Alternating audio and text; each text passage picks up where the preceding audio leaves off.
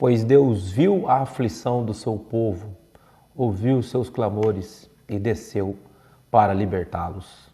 Leitura do livro do Êxodo.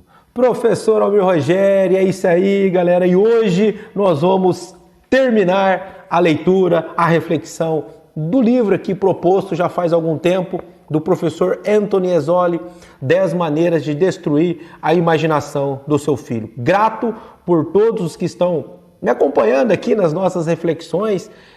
Tenho escutado algumas coisas no decorrer desses 2 meses, eu diria aí. Professor, o senhor está me ajudando, a reflexão está sendo interessante e tal. Continua fazendo vídeo, então o meu agradecimento, o meu contentamento manifestado aqui para você, correto? Você que está aí me vendo, me ouvindo, refletindo aí com a tua família sobre as nossas reflexões aqui, meu muito obrigado, correto? Obrigado mesmo, de coração. Estou sempre acompanhado da minha caneca filosófica e a minha coruja, sempre atenta aos grandes e marcantes acontecimentos da realidade. Mas antes, pessoal, de começar aqui a última reflexão, vamos relembrar aí o que nós já estudamos, nos 9 métodos anteriores. Pessoal, até agora nós percorremos 9 caminhos, 9 métodos que foram refletidos um por um aqui da obra do professor Anthony Ezzoli. Lembrando então para vocês, método 1, mantenha o seu filho dentro de casa o máximo possível, ou seja, impeça ele de ter o contato com a natureza. Método 2, nunca deixe as crianças por sua própria conta, ou seja, impeça elas a capacidade de criar, até mesmo de resolver os pequenos problemas do dia a dia. Método 3, mantenha as crianças longe de máquinas ou maquinistas. Apresente um mundo para eles onde as coisas já estão prontas, ou seja, nada precisa ser construído, está tudo pronto, já está tudo acabado.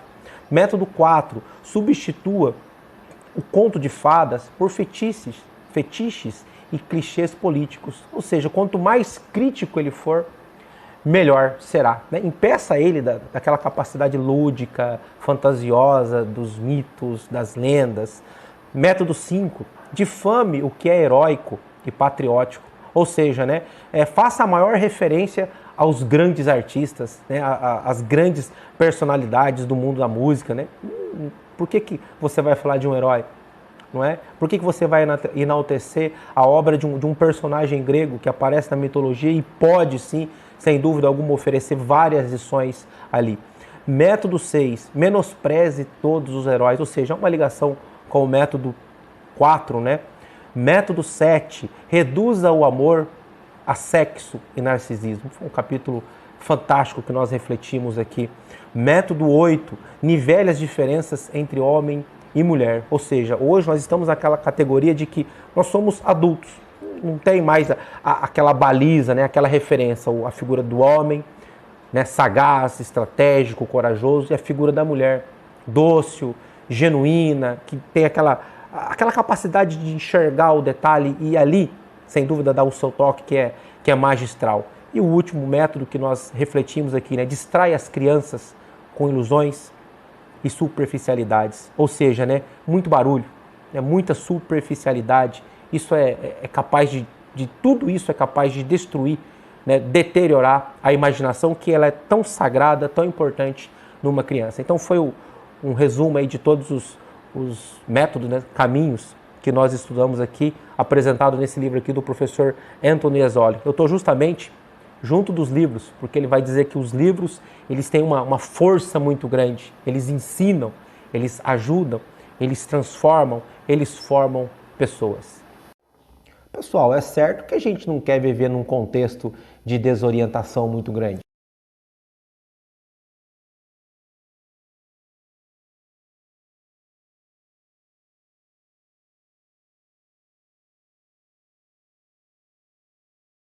Galera, e para superar toda essa loucura, esse estado de desorientação muito grande, às vezes até sem referências para a nossa caminhada, nós recorremos a quem?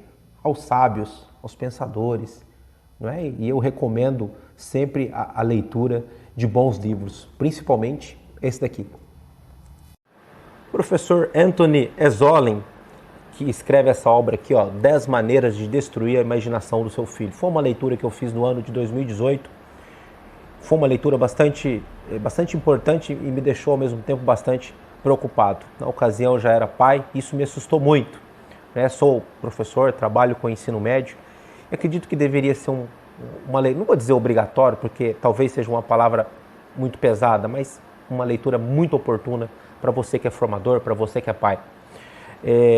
Ele usa de uma linguagem que é um soco na nossa cara e às vezes é um soco que deixa cicatrizes, porque as coisas elas estão acontecendo às nossas vistas e muitas vezes nós não nos damos conta. Ele faz um resumo, não é cruel, cru e selvagem, dos tempos que nós estamos vivenciando agora, nessa dificuldade de formar, de fazer, de ajudar a criação, a formação do caráter de uma pessoa, sobretudo de uma criança. O livro, pessoal, ele nos provoca, a pensar como que nós estamos lidando com a educação, com os nossos filhos, com aquelas pessoas que nós temos a oportunidade de ajudar na formação. Uma leitura bastante pertinente. Eu deixo como proposta, então, o livro do professor Anthony Esolen, 10 maneiras de destruir a imaginação do seu filho. É lógico que ele está te provocando, é lógico, fica claro isso daí.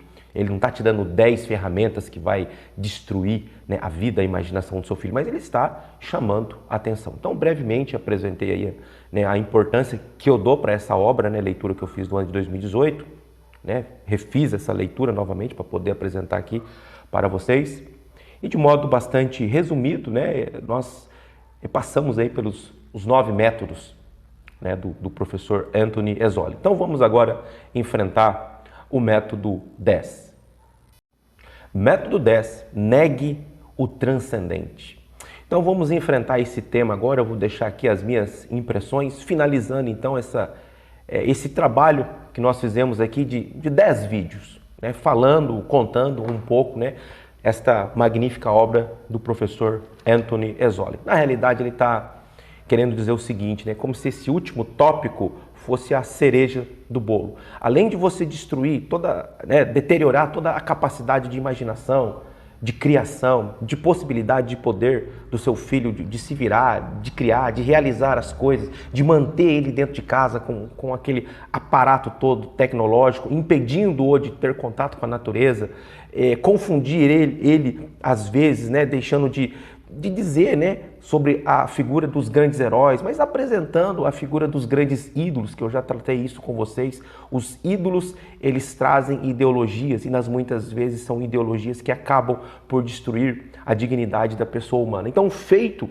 essa reflexão, dá a impressão de que agora nós estamos na cereja do bolo. Além de tudo isso, vamos negar o transcendente, Deus. Então, nós temos aquela ideia de que hoje nós vivemos num mundo material. A impressão que as coisas elas estão cada vez mais se materializando.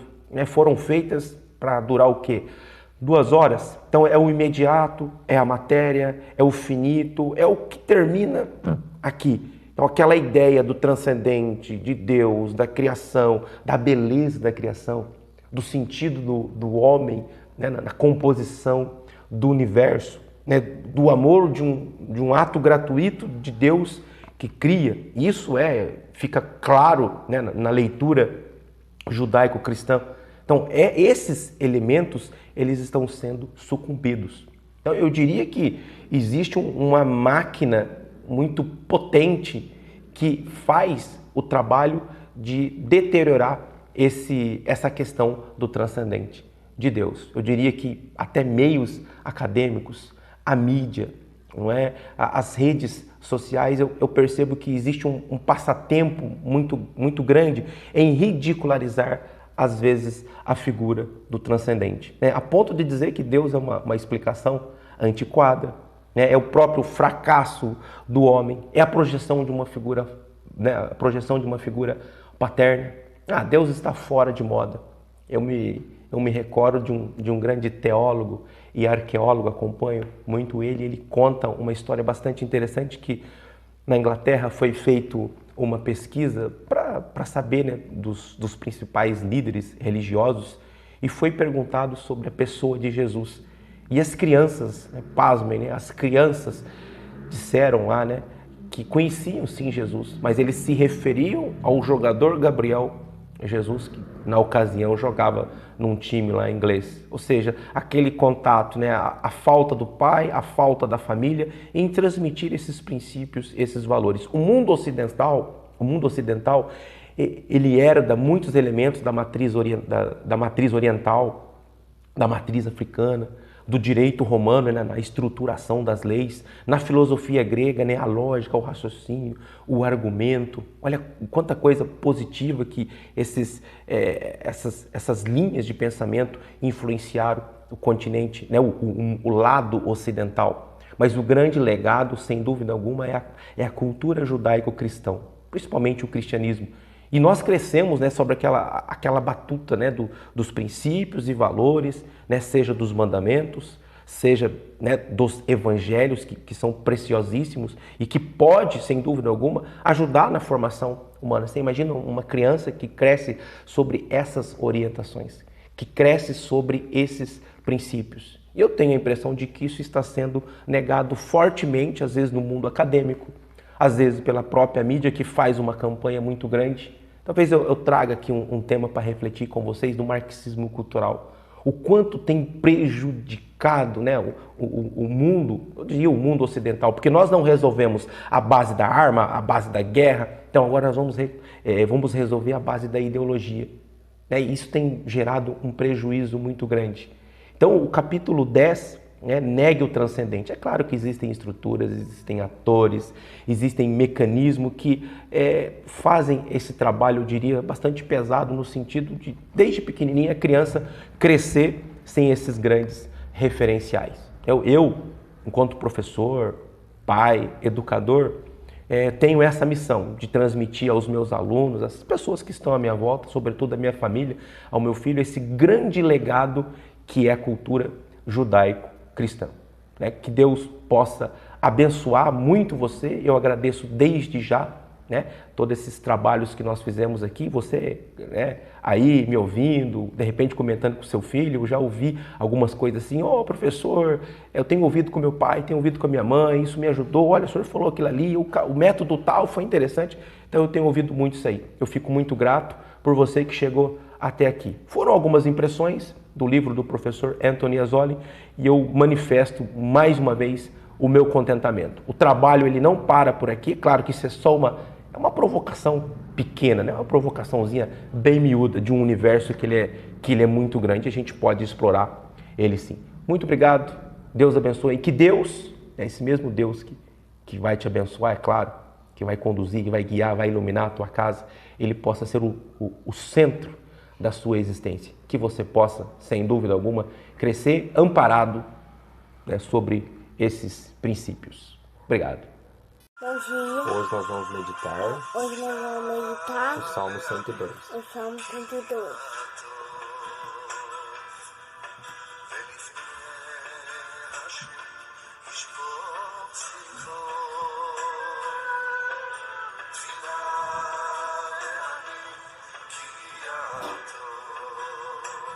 Javé, Javé, cuide da minha família. cuide da minha família. Amém. Amém.